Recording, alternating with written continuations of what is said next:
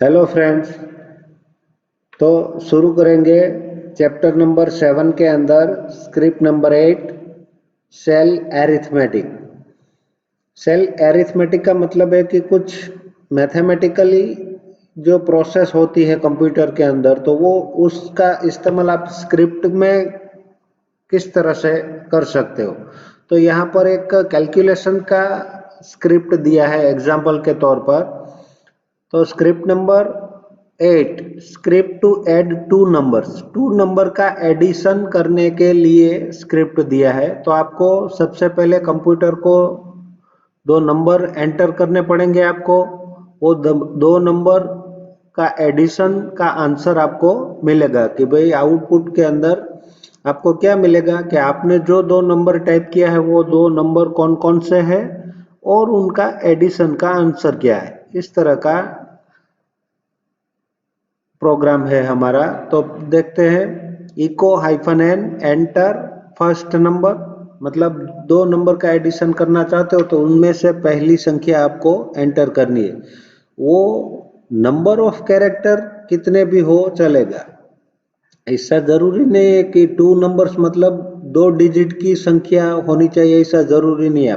आप 2950 लिख सकते हो, तीन डिजिट में भी एंटर कर सकते हो, टू डिजिट में भी एंटर कर सकते हो और सिंगल डिजिट में भी कोई भी संख्या एंटर कर सकते हो। जो नंबर आप टाइप करोगे वो रीड करके num1 नाम के वेरिएबल के अंदर स्टोर होगा। उसी तरह से दूसरी संख्या एंटर करने के लिए echo hyphen N enter second number, दूसरा नंबर आपके नंबर 2 नाम के वेरिएबल के अंदर स्टोर होगा।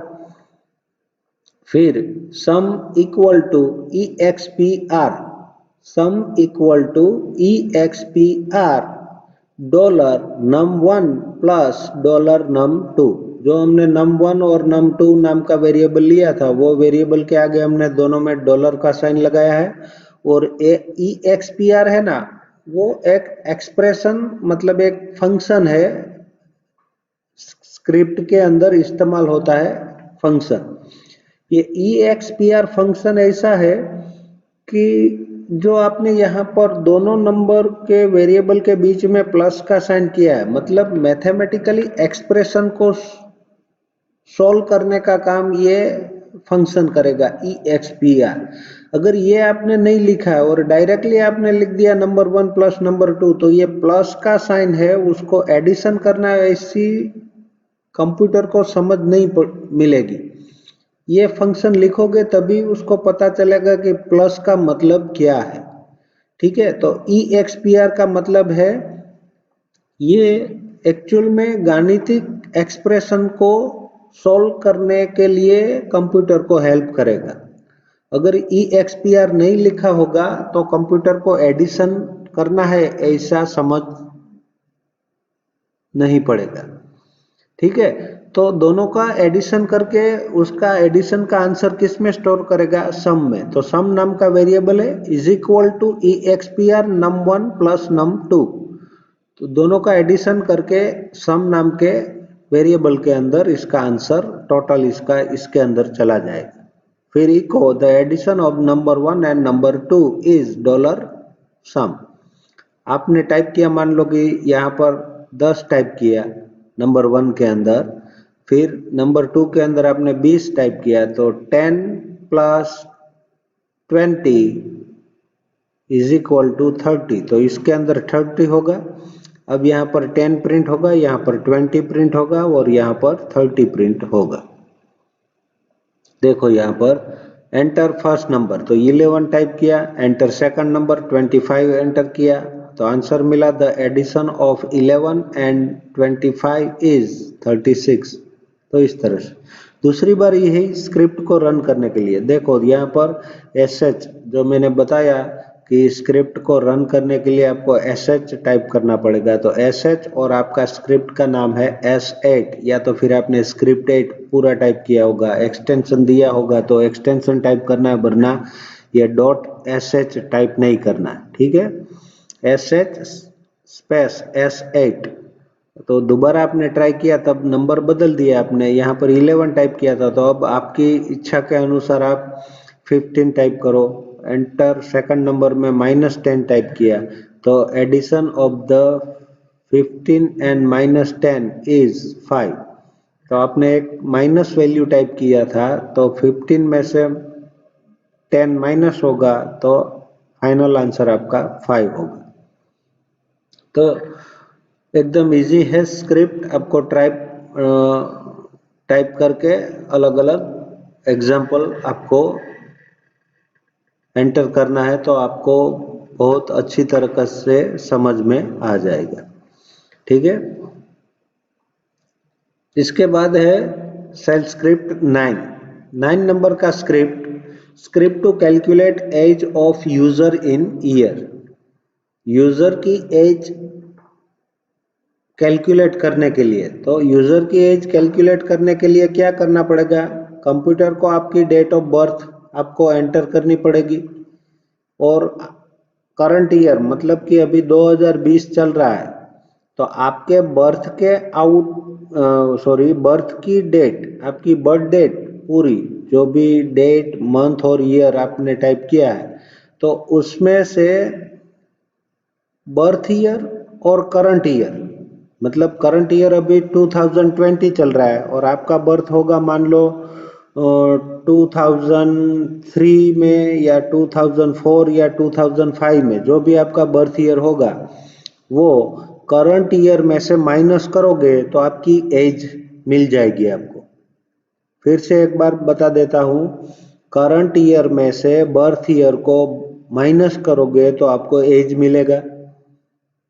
तो आपको क्या टाइप करना पड़ेगा, कंप्यूटर को आपका बर्थ ईयर एंटर करना पड़ेगा, और करंट ईयर तो हम कंप्यूटर के पास से ले लेंगे क्योंकि कंप्यूटर के अंदर already date and time show कर रहा है। तो एक फंक्शन का इस्तेमाल करके हम कंप्यूटर से करंट ईयर ले लेंगे, तो यूजर को करंट ईयर नहीं टाइप करना है, उनको ओनली उनका बर्थ ईयर ही टाइप करना पड़ेगा। तो देखते हैं programme. Script number 9, script to calculate age of user in years. Enter echo -n, enter year of your birth। आपको आपका बर्थ ईयर टाइप करना का इंस्ट्रक्शन यहाँ पर से मिलेगा। आप जो बर्थ ईयर टाइप करोगे वो स्टोर करने के लिए हमने बी ईयर नाम का वेरिएबल लिया है। रीड का मतलब है कमांड लाइन से ये रीड करेगा, तब तक हमारा प्रोग्राम रन हो चुका होगा, उसके बाद आपको टाइप करना है तो वहां पर से ये वैल्यू लेगा, इसलिए हमें रीड कंपलसरी लिखना पड़ेगा। रीड के बाद आपका वेरिएबल का नाम, बी ईयर मतलब बर्थ ईयर। फिर हमने एक वेरिएबल लिया सी ईयर मतलब करंट ईयर इक्वल टू, फिर ये साइन करना है डॉट जैसा, सिंगल कोट जैसा दिख रहा है लेकिन एक्चुअल में सिंगल कोट नहीं है, सिंगल कोट एक्चुअली ऐसा होता है। तो ये साइन है एस्केप की नीचे वाली की पर, कीबोर्ड में से साइन शुरू करना है। फिर डेट, पाइप TR-S मतलब जगह स्विच करेगा। इसके बारे में भी हमने पिछले चैप्टर के अंदर इसके बारे में डिस्कस किया है। ट्रांसलेट करने के लिए -S वो जगह स्विच करता है। दो वर्ड के बीच में एक से ज्यादा स्पेस होगी तो उसको एक स्पेस कर देगा, तो एक स्पेस करने के लिए सिंगल कोट के अंदर आपको एक स्पेस छोड़ना पड़ेगा, तो यह ट्रांसलेट कर देगा, जगह को स्विच कर देगा।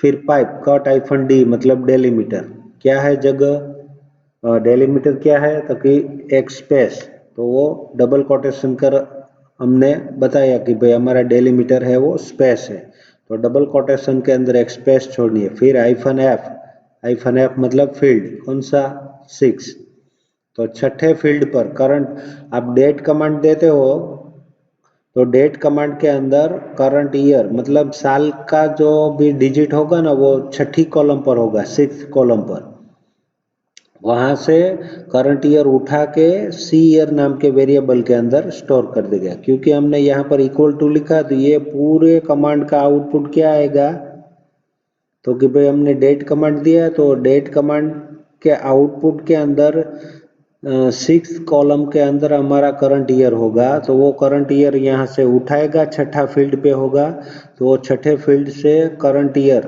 मतलब 2020 को उठा के सी ईयर के अंदर स्टोर कर देगा। फिर age equal to EXPR $C year minus $B year. Current year में से बर्थ ईयर बाद करो, जो भी आंसर मिलता है उसको एज के अंदर स्टोर कर दो और लास्ट वाला सेंटेंस हम एज को प्रिंट कराएंगे।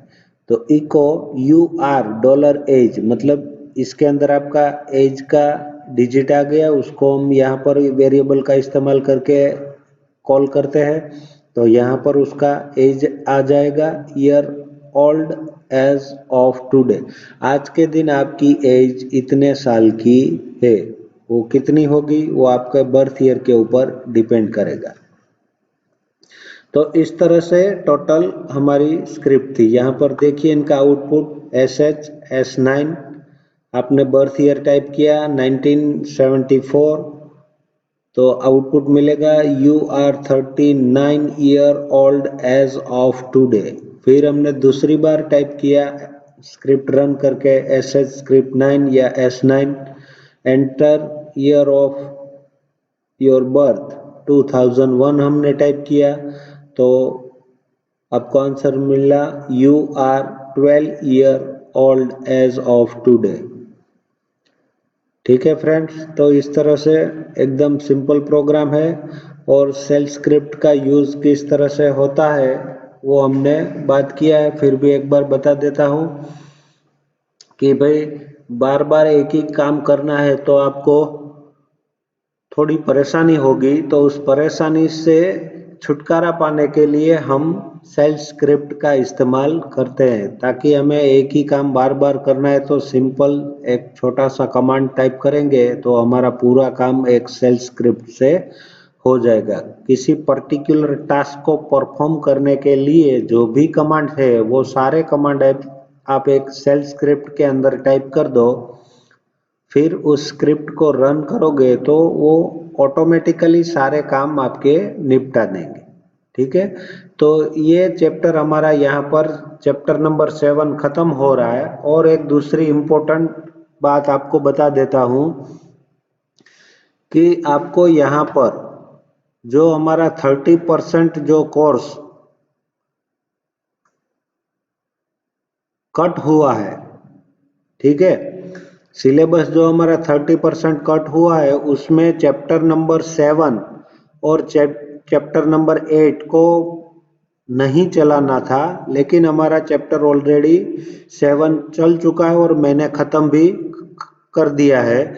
तो एग्ज़ाम के अंदर चैप्टर नंबर 7 और चैप्टर नंबर 8 जो हमारी फाइनल एग्ज़ाम होगी या बीच में जो भी हम वीकली एग्ज़ाम लेंगे या कुछ भी होगा, तो उसके अंदर चैप्टर नंबर 7 और चैप्टर नंबर 8 के कोई भी क्वेश्चन नहीं पूछेंगे। ठीक है, ये हमारा गवर्नमेंट ने बताया उस तरह से चैप्टर नंबर 7 और चैप्टर नंबर 8 को कट किया है, पूरा चैप्टर ही उड़ा दिया है। तो इसके बारे में आपको नॉलेज बढ़े इसलिए मैंने ये चैप्टर चलाया है, लेकिन एग्जाम के अंदर चैप्टर 7 और चैप्टर 8 नहीं पूछेंगे।